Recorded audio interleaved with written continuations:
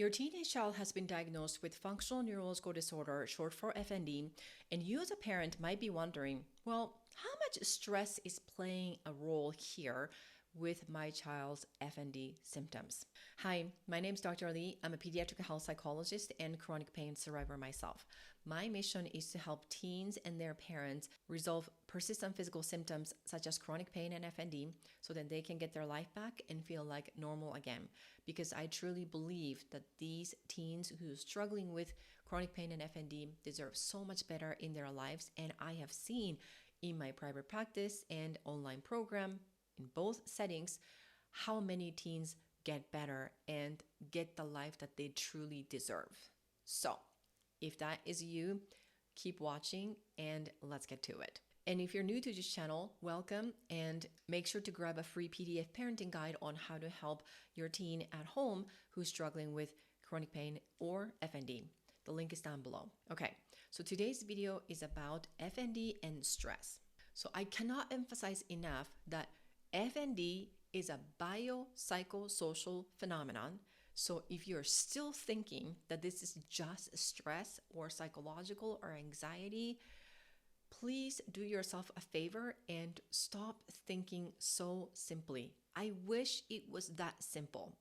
But the reality is functional neurological disorder is a disorder of function in your child's brain and body balance. Therefore, it is always 100% biological, psychological, and social phenomenon.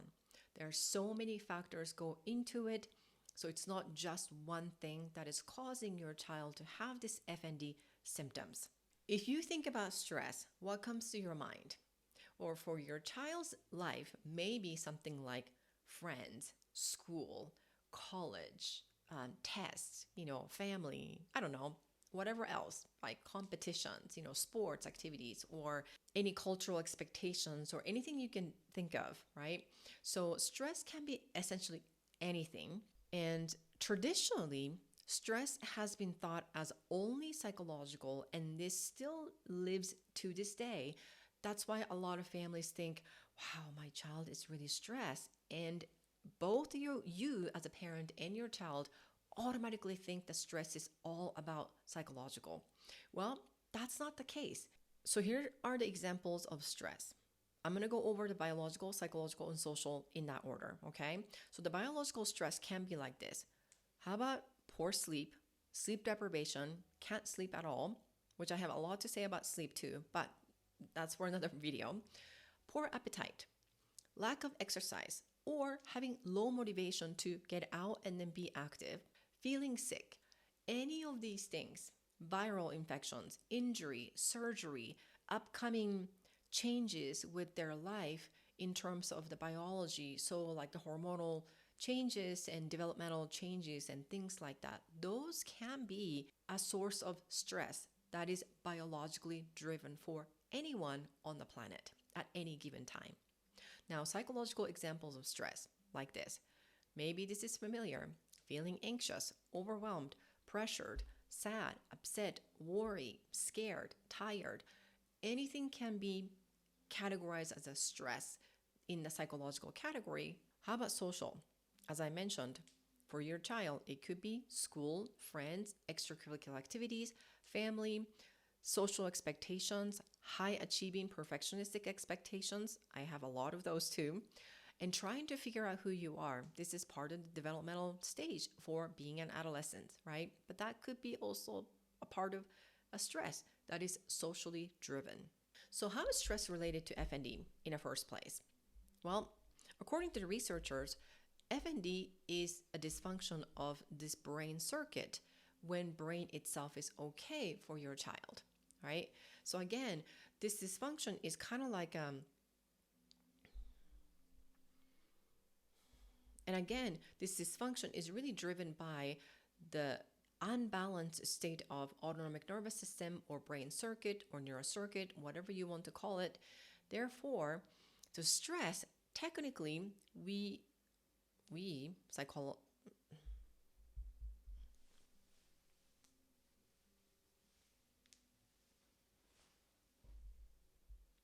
And so, according to some researchers, because of this dysfunction between the brain and the body balance, that when your child's brain and body imbalance gets overactivated, it's almost like the severe form of panic attacks, then the stress, regardless of where this is coming from, can be a precipitating factor, which is a trigger for that symptom, or perpetuating factor, which is how this FND symptoms continue to live in their child's life. This stress, it could be one giant thing or a series of micro events that has been accumulating over time that became a predisposing factor, which is sort of like what was cooking in the oven for a long time until it got to the point of your child developing FND symptoms, right? So it could be any of those perpetuating, predisposing, or precipitating factors. Therefore, the stress and FND are very, very important. But I want to emphasize once again, stress isn't the only thing that is causing your child's FND symptoms to start and continue. So please, once again, do not think that, oh, it's just a mental thing. All they have to do is just manage the stress. Well, it's not that simple, okay? Because case in point, your child might be just sitting on the couch watching TV or playing on the phone or doing whatever, right? Just chill. And then boom, suddenly your child might be having these symptoms, which is very puzzling, because if you think that stress is the only thing that is causing your child to have these FND symptoms, then why your child does not seem to be stressed at that time of the symptom? Therefore, again, it goes back to the biopsychosocial phenomenon of FND and the dysfunction of the brain and the body balance. Not necessarily at that time of the symptom that happened, but overall in their life and how these things are perpetuating to cause a stress so that your child is experiencing these symptoms time and time again. And we as psychologists actually call the stress as a stressor. So anything that could cause a stress. So for instance, it could be, again, biological, it could be psychological, or it could be social. So it's not just a simple emotional stress to describe the relationship between the stress and the FND symptoms.